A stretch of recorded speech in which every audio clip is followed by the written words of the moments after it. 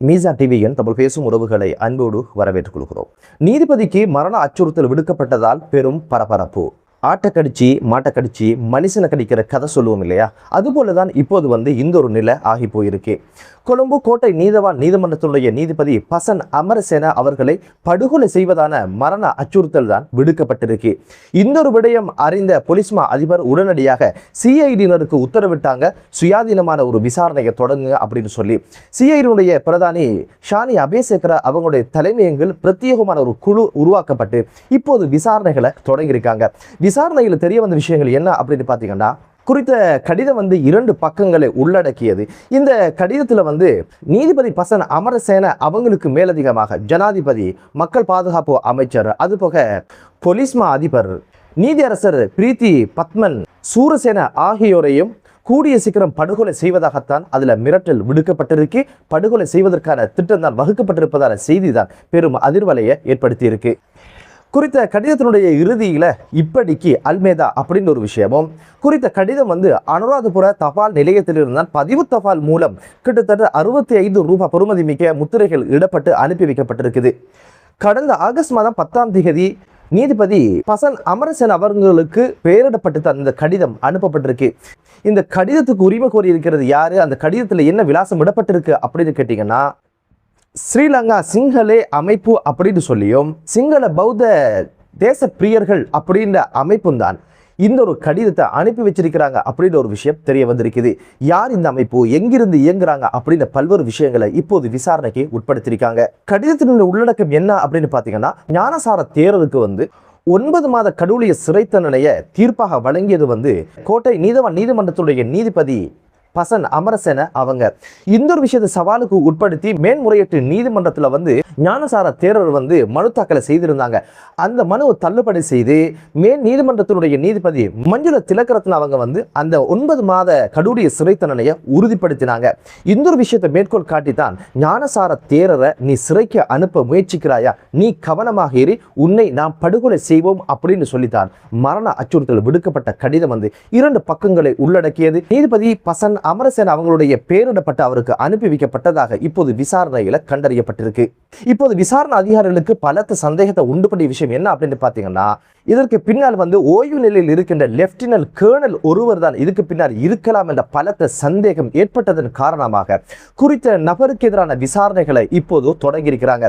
காரணம் என்ன அப்படின்னு பார்த்தீங்கன்னா, ஈஸ்வர் குண்டு தாக்குதலுடைய மற்றொரு வழக்கு தான் சுரேஷ் சலைக்கு எதிரான வழக்கு. இந்த வழக்கில் சுரேஷ் சலையை வெளியில் எடுக்கணும், அவர் விடுதலை செய்யணும், இவருடைய கைது சட்டவிரோதமானது, ராணுவ வீரர்களை பழிவாங்க தன் அரசு இப்படி செய்து என்ற பல்வேறு விமர்சனங்களை முன்வச்சது மட்டுமல்லாம சட்டம் அதிபர் திணைக்களத்தினுடைய சட்டத்தரணிகள் எல்லாம் மிக மோசமாக விமர்சனம் செய்தவர். அந்த வகையில இவர்தான் இதுக்கு பின்னால் இருப்பார் என்ற பலத்த சந்தேகம் ஏற்பட்டதன் காரணமாக விசாரணைகள் தொடங்கி இருப்பதாக தெரிய வருது. இப்போதைக்கு பசன் அமரசேன நீதிபதியினுடைய முன்னிலையில் தான் முன்னாள் அரசியல்வாதிகளுடைய அல்லது அரசியல் சார்ந்தவர்களுடைய வழக்கு விசாரணைகள் அப்படின்னு சொல்லி கிட்டத்தட்ட 30 வழக்குகள் இப்போது விசாரணைக்கு உட்படுத்தப்பட்டிருக்கு. விசாரணைகள் எடுத்துக்கொள்ளப்பட்ட வழக்குகள் என்ன அப்படின்னு பார்த்தீங்கன்னா, ஈஸ்வர் குண்டு தாக்குதலுடைய மற்றொரு வழக்கில் மிக முக்கியமான 3வது சந்தேக நபராக பெயரிடப்பட்டவர் தான் சுரேஷ் சலை. இவருடைய வழக்கும் இந்த நீதிமன்றத்தில் இந்த நீதிபதியினுடைய முன்னிலையில் தான் விசாரணைக்கு எடுத்துக்கொள்ளப்பட்டிருக்கு. அதுபோக ரணில் விக்ரமசிங்க அரச பணம் 1,60 லட்சத்துக்கும் அதிகமான பணங்களை தனது சொந்த தேவைக்கு பயன்படுத்தினார் அப்படின்ற குற்றச்சாட்டில் நடக்கின்ற வழக்கும் இந்த நீதிமன்றத்தில் இந்த நீதிபதி முன்னிலையில் தான் விசாரணைக்கு எடுத்துக்கொள்ளப்பட்டிருக்கு. ஈஸ்வர் குண்டு தாக்குதலுடைய விசாரணைக்காக முன்னாள் ஜனாதிபதி கோட்டாபய ராஜபக்ஷ அவங்களுக்கு பயணத்தடை உத்தரவு பிறப்பிக்கப்பட்டது இந்த நீதிமன்றத்தின் இந்த நீதிபதியின் ஊடாகத்தான். அவருடைய சகா சுகீஸ்வர பண்டார 22 கோடி ரூபாய் அரச பணத்தை முறைகேடாக செலவு செய்தார் அல்லது 2 சம்பளங்கள் பெற்றார் என்ற குற்றச்சாட்டில் இப்போது விளக்கமறியல் இருக்கிறார். இந்த வழக்கு நடவடிக்கைகளும் குறித்த நீதவான் நீதிமன்றத்தினுடைய நீதிபதி பசன் அமரசேன அவங்களுடைய முன்னிலையில் தான் அந்த வழக்கும் விசாரணைக்கு உட்படுத்தப்பட்டு 2 தினங்களுக்கு பின்னால அவருடைய பிணை கோரிக்கை மனுவை தள்ளுபடி செய்து விளக்கமறியலை நீடிக்க செய்தாங்க.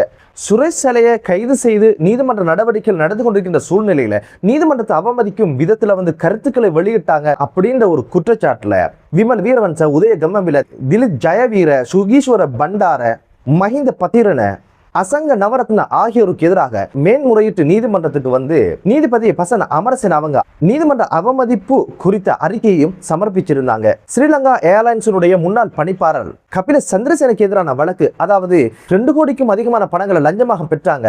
அதை வந்து 2 கட்டங்களாக மஹிந்த ராஜபக்ஷ அவங்களுக்கு வந்து தான் வழங்கியதாக வாக்குமூலம் கொடுத்திருந்தார் இல்லையா, அந்த ஒரு வழக்கும் இந்த ஒரு நீதிமன்றத்தில் நடந்து வந்தது. இந்த நீதிமன்றத்தின் ஊடாகத்தான் அவர் பிணை எடுத்து வெளியில் வந்து தற்கொலையும் செய்து கொண்டாரு. அந்த வழக்கும் நடந்து கொண்டிருப்பது வந்து நீதிபதி பசன் அமரசேன அவங்களோட முன்னிலையில தான்.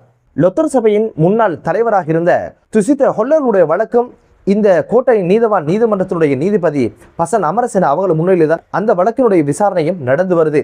இவர் என்ன பண்ணினார் அப்படின்னு கேட்டீங்கன்னா, தன்னைத்தானே படுகொலை செய்வதற்கு அல்லது தனது வாகனத்தின் மீது துப்பாக்கி பிரயோகத்தை நடத்துவதற்கு ஒரு கூலிப்படையை ஏவி அவரே அந்த சம்பவத்தை நடத்தி முடிஞ்சது அம்பலமானது. கிளிநொச்சி பகுதியில் வந்து LTT உருவாகியாச்சு, அங்க ஆயுத பயிற்சி நடக்குது அப்படின்னு சொல்லி அப்பட்டமான புழுகு மூட்டையொண்ட அவிழ்த்து விட்டார் இல்லையா சங்கீத் ஜெயசேகர. இவருடைய வழக்கும் கோட்டை நீதவான் நீதிமன்றத்தில் பசன் அமரசேன நீதிபதி அவங்களுடைய முன்னிலையில் தான் நடந்து வருது.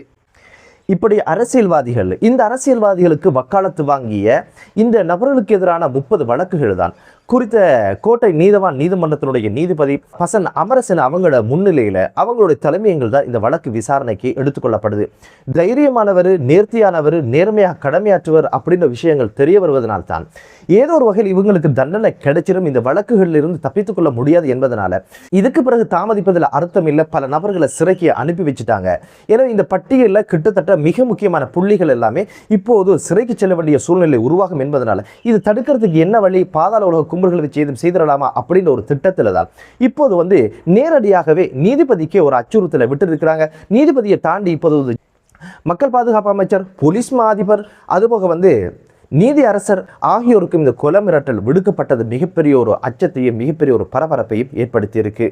இந்த ஒரு கொலை மிரட்டலை சாதாரணமாக எடுத்துக்கொள்ள முடியாது. காரணம் என்ன அப்படின்னு பார்த்தீங்கன்னா, இது வெறும் இனவாத சக்தியாக மட்டுமல்லாமல் இதுக்கு பின்னால் மிகப்பெரிய ஒரு அரசியல் சக்தி இருப்பதாகத்தான் தெரிகிறது. எனவே அரசியல் படுகொலை அப்படின்னு சொல்லி எமது நாட்டில் பெரிய ஒரு பட்டியல் இருக்கின்ற சூழ்நிலையில் இந்த காரியங்களை செய்வது என்பது சாதாரண விஷயமாகத்தான் அவங்களுக்கு இருப்பதனால அரசு உடனடியாக குறித்த விடயம் குறித்த விசாரணைகளை துரிதப்படுத்தி இதுக்கு பின்புலமாக இருந்த நபர்கள் யார், அரசியல் சக்திகள் யார் என்பதை இனங்கண்டு சட்டத்தை நிறுத்துவதன் மூலமாகத்தான் இது போன்ற சதிகள் முற்றுப்புள்ளி வைக்க முடியும். எப்போதுமே அரசு சொல்லுகின்ற ஒரு விஷயம் என்ன அப்படின்னு பார்த்தீங்கன்னா, இனவாதம் மதவாதம் இருக்காது, எமது ஆட்சியில் அது யாராவது கையில் எடுத்தால் அவங்களுக்கு எதிரான கடுமையான நடவடிக்கைகள் எடுக்கப்படும் அப்படின்ற ஒரு விஷயம் வார்த்தை அளவில் சொல்லப்படுதே தவிர செயற்பாட்டில் இவைகளை தடுக்கிறதுக்கான வழிவகளை அரசு செய்தா அப்படின்னு கேட்டீங்கன்னா அது ஒரு மந்த கதியில் தான் பயணிக்கிறத பார்க்க முடியுது. இந்த மிரட்டல் கடிதங்கள் வருவதற்கு முன்னால ஞானசார தேர பல இடங்களில் இனவாத கருத்துக்களை கக்கி இருந்தாரு, இனவாத கருத்துக்களை விதைச்சிருந்தாரு. சில தினங்களுக்கு முன்னால அவர் தங்கியிருந்த விஹாரைக்கு பாதுகாப்பு வழங்கிய ஒரு போலீஸ் அதிகாரி வந்து தன்னைத்தானே சுட்டு தற்கொலை செய்து கொண்டார் இல்லையா, அந்த செய்தி அவருடைய காதில் சொல்லப்படுகின்ற போது அவர் மிக முக்கியமான ஒரு ஊடக மாநாட்டை நடத்தி இருந்தார். அந்த ஊடக மாநாட்டில் கிட்டத்தட்ட 40 நிமிடங்கள் பேசியிருந்தார். அனைத்துமே இனவாத சக்திகள், முழுக்க முழுக்க முஸ்லிம் பயங்கரவாதம் அடிப்படைவாதம் உருவாகியாச்சு, ஜஹ்ரானை உருவாக்கியவர்களை இந்த அரசுக்கு ஆதரவு அளிச்சிருக்கிறாங்க, இந்த அரசை உருவாக்கி இருக்காங்க, அப்பட்டமான பொய்யெல்லாம் சொல்லித்தான் இனவாத மதவாத கருத்துக்களை விஷயங்களை கக்கி கொண்டிருந்தார். ஆனால் இதுவரைக்கும் ஞானசார தேரருக்கு எதிராக எந்த ஒரு நடவடிக்கை அரசு எடுத்ததாக தெரியல.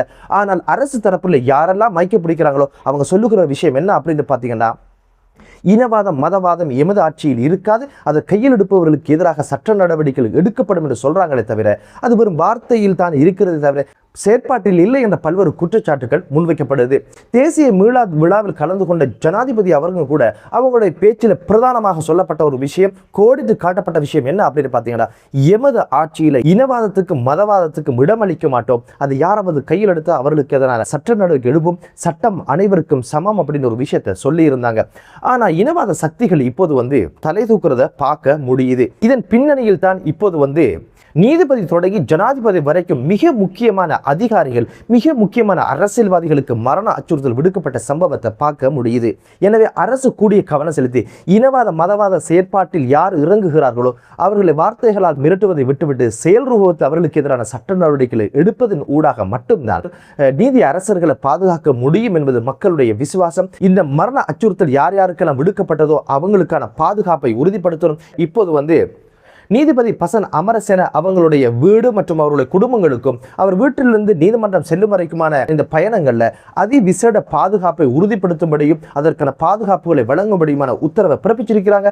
அரசு விழிப்போடு இருந்து தகுந்த நடவடிக்கைகளை எடுக்காவிட்டால் கடந்த காலங்களில் எந்த நாடகங்களை அரங்கேற்றி ஆட்சியை பிடிச்சாங்களோ அது போன்ற ஒரு விஷயத்தை கூடிய சீக்கிரத்தில் இவங்க செய்வதற்கு துணிவாங்க, அதற்கான முயற்சிகளை எடுப்பாங்க. எதிர்கட்சியினர் வளமையாக சொல்லுகின்ற ஒரு குற்றச்சாட்டு என்ன அப்படின்னு பார்த்தீங்கன்னா, வாயால வடை சுடுறாங்க, வாயால வங்காளம் போறாங்க அப்படின்னு ஒரு விஷயம் தான். ஏன்னா இனவாதம் இருக்காது, மதவாதம் இருக்காது என்ற வார்த்தைகள் மட்டும் சொல்லாமல் அதை நடைமுறைப்படுத்தி இனவாத சிந்தனைகள் பயணிக்கின்ற இனவாத அமைப்புகளாக இருக்கலாம், இனவாத அரசியல்வாதிகளாக இருக்கலாம், இனவாத நிர்வாகத்துறையில் இருக்கின்றவர்களாக இருக்கலாம், பாரபட்சமின்றி தராதரம் பார்க்காமல் சமூக அந்தஸ்து பார்க்காமல் இவர்களுக்கு எதிரான நடவடிக்கை எடுப்பதன் ஊடாகத்தான் சிறந்த ஒரு நாட்டை உருவாக்க முடியும், அமைதியான ஒரு நாட்டை உருவாக்க முடியும் என்ற நம்பிக்கை மக்களுக்கு இருக்குது. எனவே இந்த ஒரு விஷயத்தில் அரசு கூடிய கவனம் செலுத்தட்டும் என்ற ஒரு வினயமான ஒரு வேண்டுதலோடு லஞ்சம் இல்லாத, ஊழல் இல்லாத, இனவாதம் அல்லாத, மதவாதம் இல்லாத ஒரு தேசம் உருவாகட்டும் என்ற வளமையான பிரார்த்தனையோடு மற்றொரு காணொளியிலே உங்கள் அனைவரையும் சந்திக்கும் வரை விடைபெறுகிறேன். நன்றி.